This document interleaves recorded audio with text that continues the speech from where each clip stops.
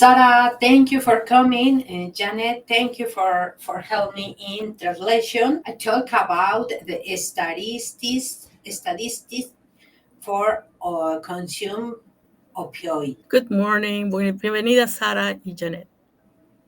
Good morning, everyone. Thanks for having me. The first question, according to statistics, the date for consumption opioids is more common in person Canadian, Asian, and Latin America. Tell me about that. Quisiera que me hables un poco de las estadísticas acerca de las muertes por consumo de opioides, que es más común entre los canadienses que son asiáticos y de antecedentes latinoamericanos. Háblame de esto. There's maybe for every stats, we have to consider multi-factors, like when we are looking at numbers, where this number coming from, how we are collecting these numbers, and what does it mean for us. So in Ontario, what we have seen about opioid-related death and opioid use overall, white people are the first race that have access to opioids, and then we have the Black community, Indigenous communities, and then Latino and Asian communities. Unfortunately, what we have seen as a trend is that the consumption of opioids among Latinos have increased during the past 5 years or so. And it shows a lot of increase in accessibility. You have to consider opioid has a market. Opioid use or overall drug use has a market, and every market has some marketing strategies. So it's like a business, right? So and then dealers and people who are on the back of the scene of opioid or drug use overall, they do their own marketing strategies, where and how and what type of drugs is best for which community. So even in Toronto, if you walk around the communities, every neighborhood, you can see a specific drug use patterns. My experience with Latino community has been that they have access to a lot of their own traditional herbal substances that they use.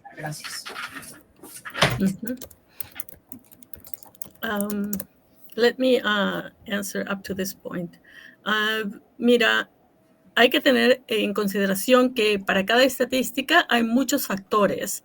De dónde provienen las cifras, cuál es lo que quieren preguntar. Por ejemplo, en Ontario hay estadísticas sobre las muertes por consumo relacionado a los opioides, y otros es la muerte, las estadísticas por el consumo de estos opioides. En Ontario hay, por ejemplo, en primer lugar, hay que preguntarse de dónde tiene la gente acceso a estos opioides. Si bien es cierto que aquí en Toronto, entre la comunidad de las personas negras, indígenas, asiáticos y latinos, hay consumo y se mantienen estas estadísticas, el consumo entre los latinos ha aumentado en los últimos 5 años, pero eso está relacionado con el acceso. El consumo, el nivel del consumo de esos opioides y el acceso tienen una relación muy estrecha. Es como una estrategia, es un negocio para los que venden estas drogas. Entonces, imagínate que una empresa tiene su marketing.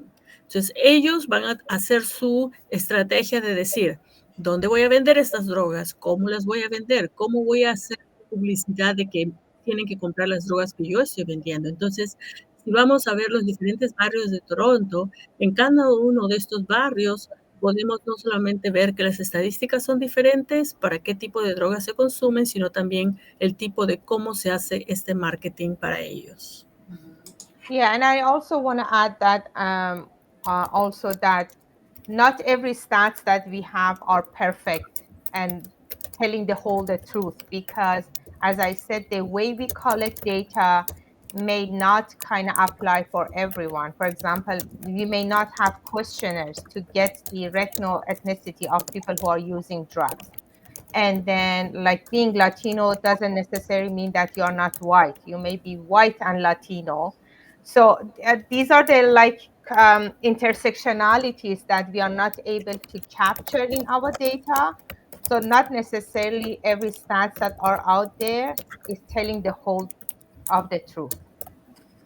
Además, quiero agregar que las estadísticas no son perfectas y tampoco dicen toda la verdad. Es posible que la forma en que se recopilan estos datos no aplica a cada uno de estos grupos étnicos. Por ejemplo, cuando no se recopilan las diferencias raciales, entre los latinos hay unos latinos que responden como personas blancas. Entonces tienen que ver discernir esos detalles. Sara, why is opioid using more common in men than women?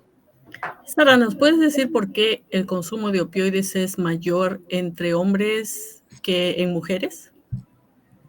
Yeah, that's a good question, actually. When we are looking for the root causes of substance use, which is mainly trauma, it seems that overall globally, women are more resilient to coping with traumas in their lives. And also the roles that societies describe for men and women have some sort of preventative kind of influence of women starting using substances, because like we feel as women, okay, I'm a daughter, I'm a sister, I'm a mother, I'm a wife, so I have so many responsibilities. It's my job to deal with my pains and move forward and continue to actually support others, and then I don't have time to think about my traumas and my pains. And then also accessibility for men are easier, like when it's come to dispensing different substances in the society. Accessibility for men are easier than women. And then also, as I said, when we are collecting data, mostly we are collecting data at kind of points that we are providing services for people who use substances. So on that note, again, accessibility for men are easier than women, also because of stigma. Like if a woman and a man are using substances, men are more comfortable to access services, to ask for help than women. So on that note, overall, I cannot 100% agree that men use more than women, but they could be all these factors influencing the numbers. Esa es una buena pregunta.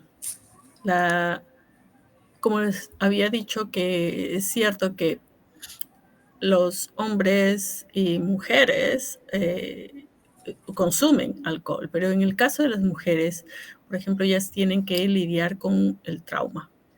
Las mujeres tienen muchos roles, ellos tienen que cubrir, por ejemplo, su rol como mamá, como hermanas, como proveedoras de el sostenimiento de la casa. Entonces, ellos, no importa, aunque tengan ese dolor, esa pena, ese trauma, ellos tienen que seguir trabajando afuera de la casa, dentro de la casa, y realmente no tienen tiempo a veces para dedicarse a sí mismos, inclusive a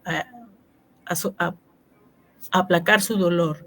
En cambio, los hombres, como les había dicho, también es una cuestión de acceso.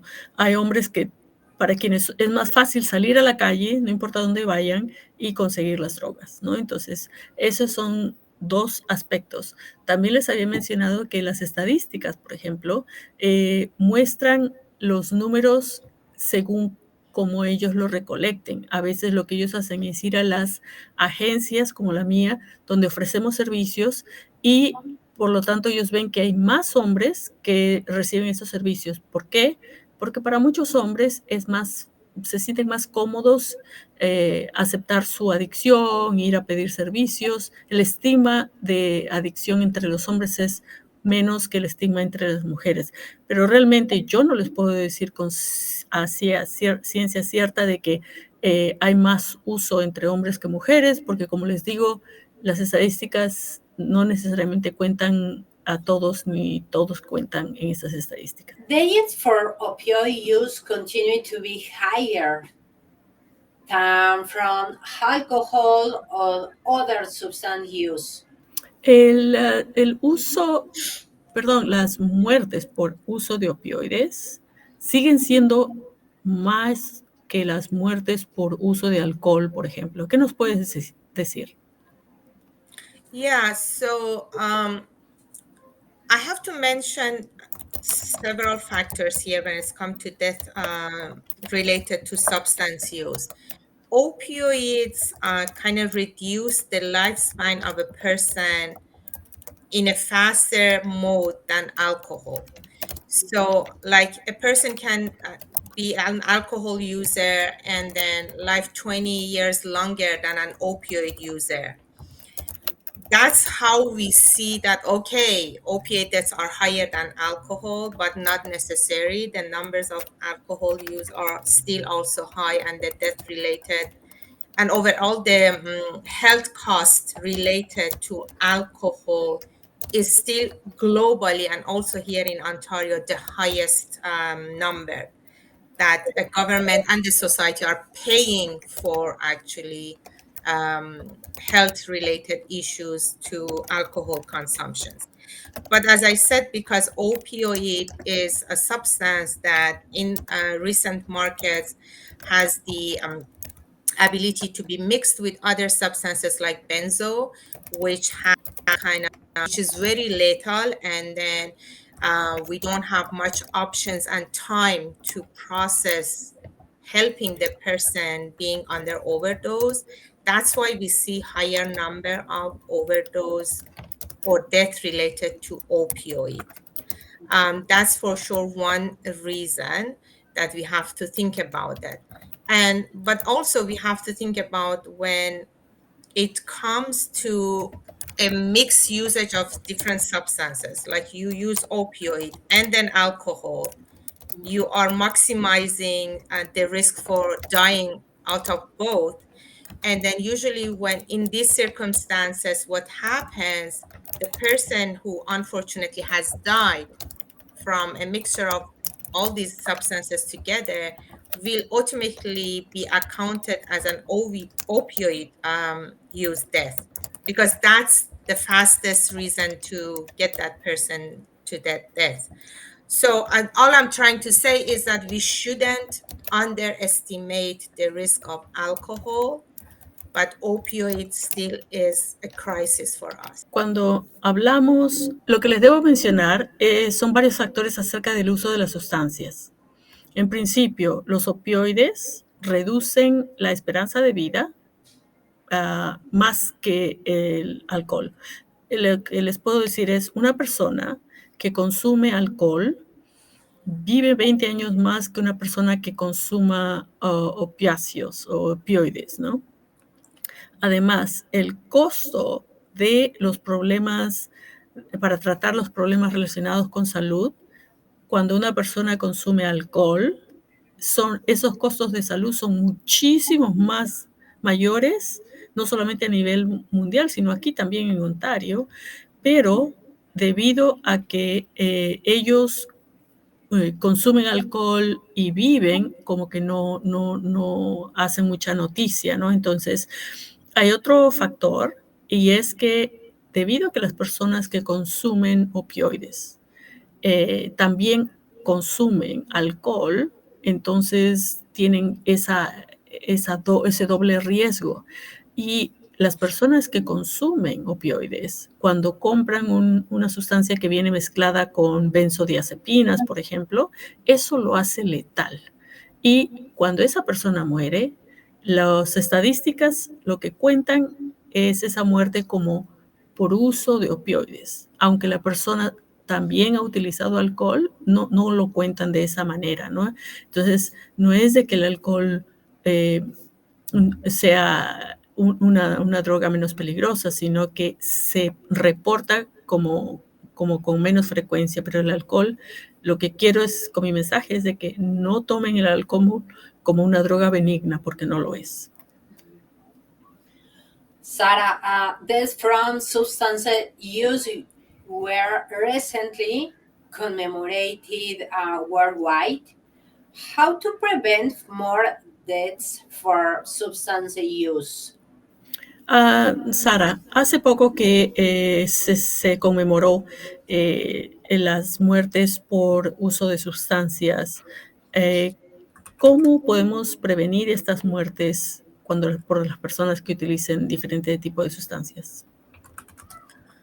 Yeah, that's a very important question. I think education first, like we shouldn't be ashamed of talking about substance use and why people are using. We shouldn't isolate people who are using substances and stigmatize them and say, oh, these are different people, these are bad people or whatever. Support, support, support. And also like taking the responsibility as a member of the society to educate ourselves and then to be able to administer Narcan for opioid overdose. So this is the good tool that we have, but unfortunately so many people see a person around them going through overdose but don't know or don't have access to Narcan and use on that person, and we're gonna lose that person, unfortunately. So education, reducing the stigma, don't isolating people who use substances, and increasing advocating for accessing to resources from every, like even small talks like what we are doing like now plays a great role. So people who are using substances are human beings. They are not bad people. They have reasons. They have fallen into cracks that they started using substances. They need support to get out of those cracks. Es una muy buena pregunta. Lo que les puedo decir, para mí la clave está en la educación. No debemos hablar de estos temas con manera de juzgar. Tampoco tenemos por qué avergonzarnos al hablar acerca de este tema, tampoco aislar a las personas que nosotros conocemos y sabemos que ellos están consumiendo drogas. Apoyarlos, apoyarlos, apoyarlos. Nosotros como miembros de esta sociedad debemos asumir nuestra responsabilidad, educarnos a nosotros mismos. Algo básico, por ejemplo, cómo utilizar un kit de Narcan, que uno lo puede encontrar en cualquier farmacia gratuitamente. Este kit, si uno sabe cómo usarlo, uno puede ayudar a alguien que esté en una crisis. Muchas personas ven a su alrededor, en sus barrios, a otros que están sufriendo en medio de una sobredosis y como no saben usar este kit de Narcan, se produce esta muerte. Nosotros tenemos que no aislar a las personas que consumen las drogas, educarnos, apoyarlos, abogar por el uso de recursos y de la educación sobre este tema. Incluso lo que estamos haciendo en este momento va a influir. Las personas que consumen sustancias son personas, son seres humanos, ¿no? Entonces, son personas que en algún momento han tenido un trauma y necesitan ayuda. Tenemos nosotros que ayudarlos de esa manera. And I would just want to add also here that when you look at the stats, we are losing people to opioid deaths in a very younger age. So, like statistically, the age group is the group of the part of productive part of the society. Like this is the age between 30 and 40 mostly that people are dying of opioid, and this age is the age that they should be contributing, working to the in the country, contributing to their society. And now we are losing this part of the society. That means everyone else should double work to replace them, which is not so much possible. And then every death can impact a lot of other people that are part of the productive part of the society. And now because of that trauma of the loss, like a father, a mother, a sister, a brother, a friend, they are losing somebody due to overdose, they can also suffer from mental health and become actually unproductive in the society. So that means like we all gonna fall into the cracks together. So this is not something that I say, hey, nobody in my family uses drugs, why should I care? No, honestly, I should care because this is my society. Como les decía, tenemos nosotros una obligación con nosotros mismos y también pensar de que cualquier persona puede tener un trauma en su vida, tener un momento difícil y nosotros no podemos descontarnos de vivir en una sociedad, de vivir en grupo. Hay personas que sí han pasado por traumas y uno a veces no sabe.